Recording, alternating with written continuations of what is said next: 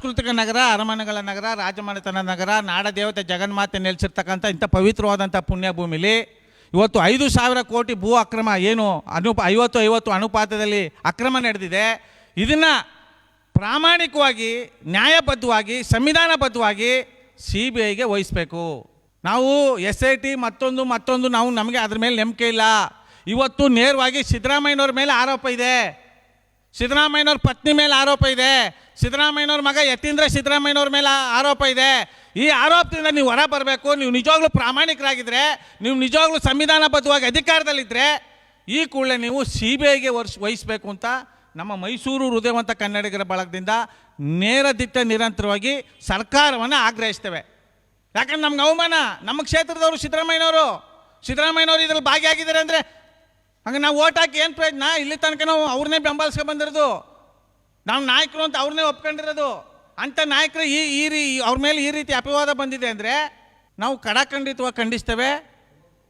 ಯಾರೇ ಆಗಲಿ, ಕಾಂಗ್ರೆಸ್ ಆಗಿರ್ಬೋದು, BJP ಆಗಿರ್ಬೋದು, JDS ಆಗಿರ್ಬೋದು, ಯಾವ ಪಕ್ಷದವರಾಗಿರಲಿ, ಯಾವ ಅಧಿಕಾರಿಗಳಾಗಿರಲಿ, ಈ ಒಂದು ಮೈಸೂರು ನಗರಾಭಿವೃದ್ಧಿ ಪ್ರಾಧಿಕಾರದಲ್ಲಿ ಯಾರೆಲ್ಲ ಅಧಿಕಾರಿಗಳು ಭಾಗಿಯಾಗಿದ್ದರೆ ಅವ್ರನ್ನ ಶಾಶ್ವತವಾಗಿ ಕೆಲಸದಿಂದ ವಜಾಗೊಳಿಸಬೇಕು. ಅಧಿಕಾರಿಗಳ ಪಾತ್ರ ಇದ್ದರೆ, ರಾಜಕಾರಣಿಗಳ ಪಾತ್ರ ಇದ್ದರೆ ಅವ್ರನ್ನ ಪಕ್ಷದಿಂದ ಉಚ್ಚಾಟನೆ ಮಾಡಿ ಮತ್ತೆ ಪಕ್ಷಕ್ಕೆ ಅವ್ರನ್ನ ಸೇರ್ಪಡೆ ಮಾಡ್ಕೋಬಾರ್ದು. ಇದು ಕಾನೂನು ಚೌಕಟ್ಟೊಳಗೆ ಅವ್ರಿಗೆ ಶಿಕ್ಷೆ ಆಗಬೇಕು. ಹಾಗೂ ನಮ್ಮ ಸಾಮಾಜಿಕ ಜಾಲತಾಣದಲ್ಲಿ ಈ ಒಂದು ಘಟನೆಯನ್ನು ನೋಡಿ ನಮಗೆ ನಿದ್ದೆ ಬರ್ತಾ ಇಲ್ಲ, ನಮಗೆ ಊಟ ಸೇರ್ತಾ ಇಲ್ಲ. ನಾವು ಮೈಸೂರು ಹೃದಯವಂತ ಕನ್ನಡಿಗರ ಬಳಗ ಅಂತ ಹೆಸರಿಟ್ಕೊಂಡು ಹೋರಾಟ ಮಾಡ್ತಿರ್ತಕ್ಕಂಥ ಇಂಥ ಪವಿತ್ರವಾದಂಥ ನಾಡಲ್ಲಿ ಇಂಥ ಲೂಟಿಕೋರರು, ಮೈಸೂರು ಸಾವಿರಾರು ವರ್ಷಗಳ ಇತಿಹಾಸಕ್ಕೆ ಕಪ್ಪು ಚುಕ್ಕಿಟ್ಟಂಥ ಅವಿವೇಕಿ ರಾಜಕಾರಣಿಗಳು, ಭ್ರಷ್ಟ ರಾಜಕಾರಣಿಗಳು, ಜಾತಿವಾದಿ ರಾಜಕಾರಣಿಗಳು, ದೇಶದ್ರೋಹಿ ರಾಜಕಾರಣಿಗಳು, ನಂಬಿಕೆ ದ್ರೋಹ ಮಾಡಿದಂಥ ರಾಜಕಾರಣಿಗಳು ಇವತ್ತು ಮೈಸೂರಲ್ಲಿ ತುಂಬಿ ತುಳುಕ್ತಾ ಇದ್ದಾರೆ. ನಮಗೆ ಭಾಳ ಮುಜುಗರ ಆಗ್ತಾ ಇದೆ. 50-50 ಅನುಪಾತ ಅಂತ ಹೆಸರು ಹೇಳ್ಕೊಂಡಿವರು ಸ್ಥಳೀಯ ನಿವಾಸಿಗಳಿಗೆ ನಿವೇಶನ ಕೊಡೋದು ಬಿಟ್ಟು ಇವರು ಆಸೆ ಆಕಾಂಕ್ಷೆಗಳಿಗೆ, ಇವರ ಅಕ್ರಮಗಳಿಗೆ ಕಡಿವಾಣ ಇಲ್ಲದಂಥ ರೀತಿಯಲ್ಲಿ ದಕ್ಷ ಪ್ರಾಮಾಣಿಕ ಅಧಿಕಾರಿಗಳ ಎಡಮುರಿ ಕಟ್ಟಿ ಇವರ ಕಪಿಮುಷ್ಟಿಯಲ್ಲಿ ಕಟ್ಟಾಕಿ ಈ ರೀತಿ 5,000 ಕೋಟಿ 50-50 ಅನುಪಾತದ ನಿವೇಶನಗಳನ್ನು ಈ ರೀತಿ ಲೂಟಿ ಮಾಡಿದಾರಲ್ಲ.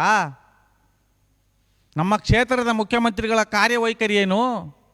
ಇದು ಒಂದೇ ಸಾರಿ ಅಲ್ಲ ಮುಖ್ಯಮಂತ್ರಿಗಳು ಪಾದಾರ್ಪಣೆ ಮಾಡಿರೋದು, ಅಧಿಕಾರ ವಹಿಸ್ಕೊಂಡಿರೋದು.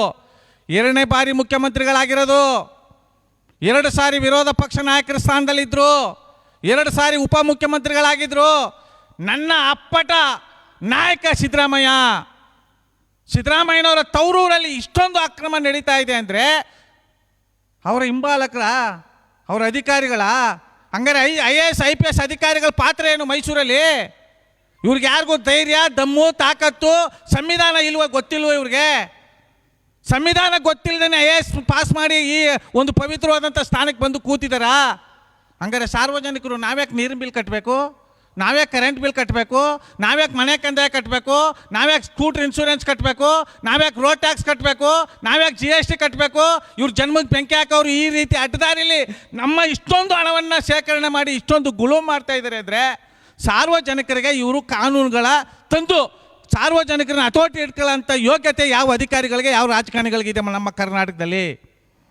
ಬೇಲಿನೇ ಎದ್ದು ಒಲಮೆಯೋ ಅಂತ ಈ ಪರಿಸ್ಥಿತಿ ನಿರ್ಮಾಣ ಆದಂಥ ಈ ಸಂದರ್ಭದಲ್ಲಿ ಸಾರ್ವಜನಿಕರ ಮೇಲೆ ಇವರು ಕಾನೂನುಗಳು ತಂದು ಯಾವ ರೀತಿ ಜನಗಳಿಗೆ ಕಾರ್ಯವೈಖರಿ ಮೂಡಿಸ್ತಾರೆ, ಯಾವ ರೀತಿ ಅರಿವು ಮೂಡಿಸ್ತಾರೆ, ಯಾವ ರೀತಿ ದಂಡ ವಿಧಿಸ್ತಾರೆ, ಇವ್ರಿಗೇನು ಯೋಗ್ಯತೆ ಇದೆ?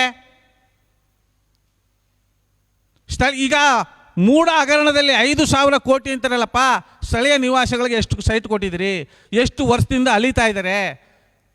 ಅವ್ರಿಗೆ ಏನು ಬೆಲೆ ಇಲ್ವ? ಸ್ಥಳೀಯ ನಿವಾಸಿಗಳಿಗೆ ನಿಮ್ಮ ಜನ್ಮಕ್ಕೆ ಬೆಂಕಿ ಹಾಕಿ ನಿಮ್ಮ ವಾಂತಿ ಬೀದಿ ನಿಮ್ಮ ದೊಡ್ಡ ರೋಗ ಬರೋವ್ರೆ. ಚುನಾವಣೆ ಸಂದರ್ಭದಲ್ಲಿ ಕೈ ಹಿಡಿತೀರಲ್ರ್ಯಾ, ಕಾಲು ಹಿಡಿತೀರಲ್ರ್ಯಾ, ಚಾಮುಂಡಿ ಹೆಸರು ಹೇಳ್ತೀರಿ, ಮಂಜುನಾಥನ ಹೆಸರು ಹೇಳ್ತೀರಿ, ತಿರುಪತಿ ವೆಂಕಟರಮಣ ಹೆಸರು ತಂದಿಡ್ತೀರಿ.